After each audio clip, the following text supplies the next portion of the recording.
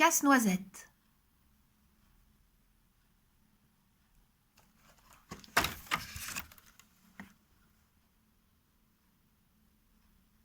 Aujourd'hui, c'est le soir de Noël.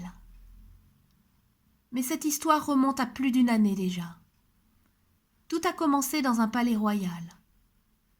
Ce palais était envahi par les souris, et les chats royaux, à force de les pourchasser, étaient épuisés.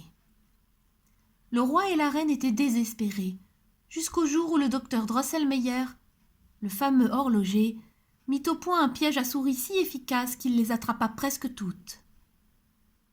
Il reçut une grande récompense, mais le roi des souris, lui, était furieux.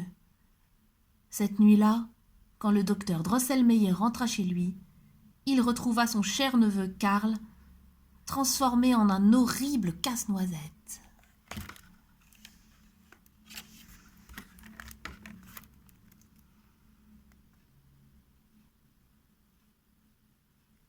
Le sortilège du roi des souris était puissant. Pour briser le mauvais sort, Casse-Noisette devait vaincre le roi des souris lors d'une bataille, mais également, et ce malgré son apparence repoussante, s'attirer l'affection d'une jeune fille. En ce soir de Noël, le docteur Drosselmeyer se rendait chez ses bons amis, les Stahlbaum. Il pensa à sa filleule, la jeune Clara. Son cœur était pur. Serait-elle prête à aimer Casse-Noisette et ainsi briser l'enchantement? C'est du moins ce que le docteur espérait. Il enveloppa ses cadeaux dans du papier, déposa affectueusement Casse-Noisette dans une boîte entourée d'un ruban et se mit en route sous la neige.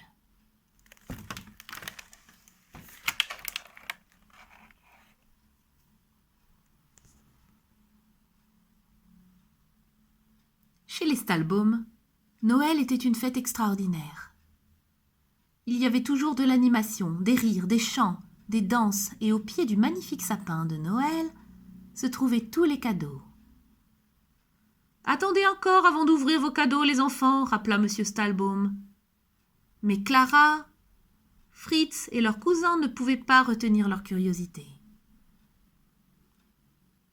Fritz secouait un paquet quand il y eut un bruit d'éclairs et une lumière éblouissante. « Oncle Drosselmeyer !» crièrent les enfants. Et comme par magie, il apparut. Quand il enleva son chapeau, une pluie d'étincelles et de plumes jaillit au milieu d'un vol de colombes. « Entrez, cher docteur, dit M. Stahlbaum en riant. Vous nous avez fait une de ces peurs. » « Je n'ai pas eu peur, moi, dit Fritz. Vous avez apporté des cadeaux, mon oncle ? » « Bien sûr, répondit le docteur. Il y avait des cadeaux pour tous les enfants. Une boîte de soldats de plomb pour Fritz, une petite boîte à musique avec une ballerine pour Clara. « C'est aussi pour toi, Clara, dit le docteur. Prends-en grand soin, hein. »« Oh oui, mon oncle, répondit Clara en serrant un casse-noisette contre son cœur. Un casse-noisette ? Fritz était jaloux. Pourquoi a-t-elle de cadeaux ? Hurla-t-il.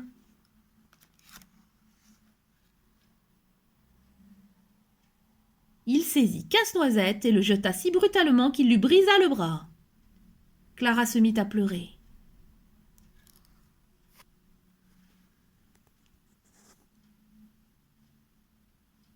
Le docteur ramassa tendrement le jouet et, à l'aide d'un mouchoir, enveloppa le bras cassé en écharpe.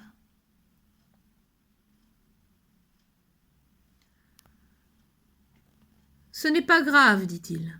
Je suis sûr qu'il se remettra bien vite. » Il le posa contre le sapin et offrit son dernier cadeau, une merveilleuse fée à accrocher au sommet du sapin de Noël.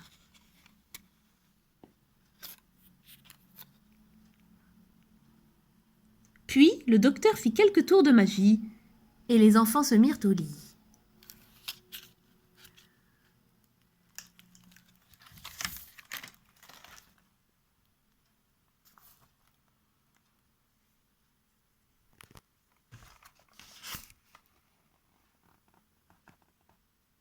Clara ne dormait pas. Elle pensait toujours à son pauvre Casse-Noisette et voulait le réconforter. Quand tout le monde fut endormi, elle descendit dans le salon. Il y avait toujours des braises dans la cheminée et il faisait encore chaud quand elle trouva son jouet.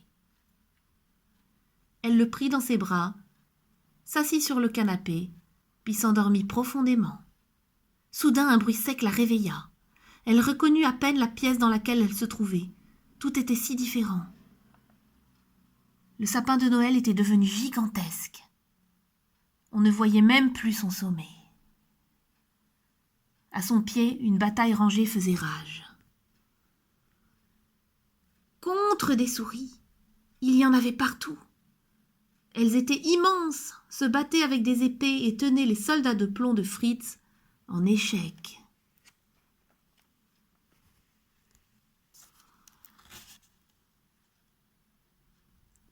Parmi les souris, leur roi, le plus acharné, se battait contre Casse-Noisette.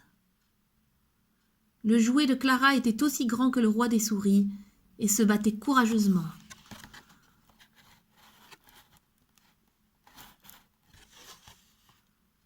Mais il avait un bras cassé et le roi était plus fort. Le roi pointa son épée et blessa Casse-Noisette qui s'écroula. « Non !» s'écria Clara. Elle prit son chausson et le lança le plus fort possible sur la tête du roi des souris. Il tomba à terre et ne bougea plus.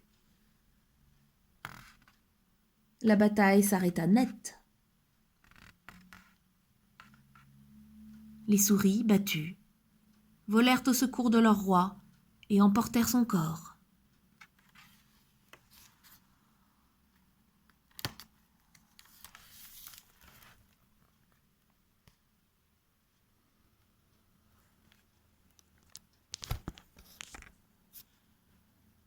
Clara, inquiète, regarda Casse-Noisette s'approcher d'elle. À sa grande surprise, son bras avait l'air réparé. Après avoir ramassé son chausson, il s'agenouilla devant elle. « Merci de m'avoir sauvé la vie, dit-il. » Elle était incapable de lui répondre, stupéfaite par la transformation de Casse-Noisette. Hier, c'était un jouet ingrat, et elle avait aujourd'hui devant elle un superbe jeune homme qui lui souriait. « Je m'appelle Karl. Vous m'avez sauvée et je voudrais vous remercier en vous emmenant avec moi au pays des bonbons. »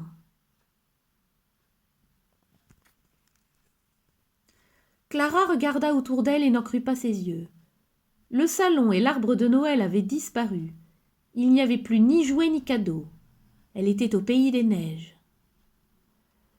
Le canapé aussi avait disparu, et elle était assise sur un traîneau tiré par des rennes.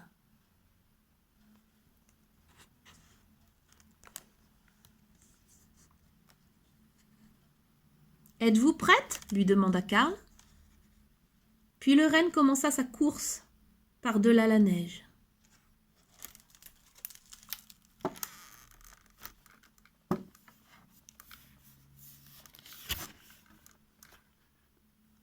Clara était éblouie par le pays des bonbons.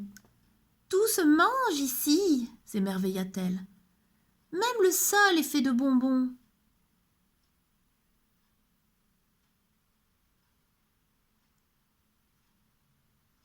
De leurs canons, les soldats tirèrent les bonbons et des barbes à papa.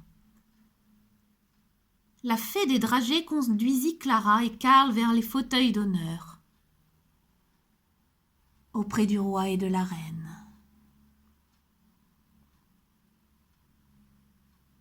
« Les bonbons veulent danser pour vous, dit la reine. »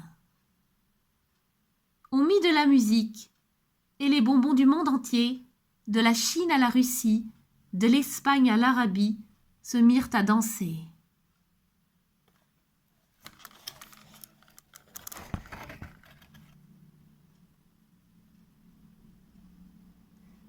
La fée des dragées elle-même dansa pour eux, tournoyant avec grâce.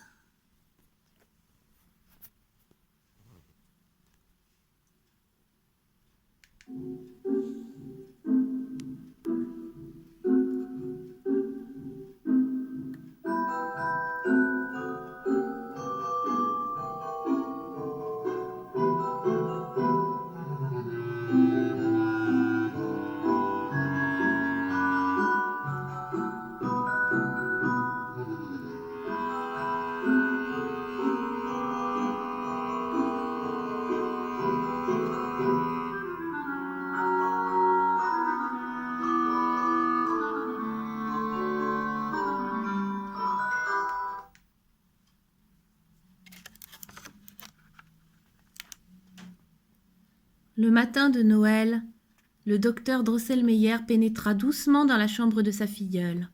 Clara dormait paisiblement, un grand sourire aux lèvres. Puis il sortit discrètement de la maison des Stahlbaum et courut chez lui. La magie dont il avait pu faire preuve cette nuit l'avait épuisé, mais il espérait que ses efforts seraient récompensés. À son arrivée, toutes les pendules de son atelier indiquaient 6 heures. Et il était là, son neveu, sain et sauf. Il était profondément endormi sur la table de travail. Le docteur Drosselmeyer avait réussi. C'était vraiment le plus beau des Noëls.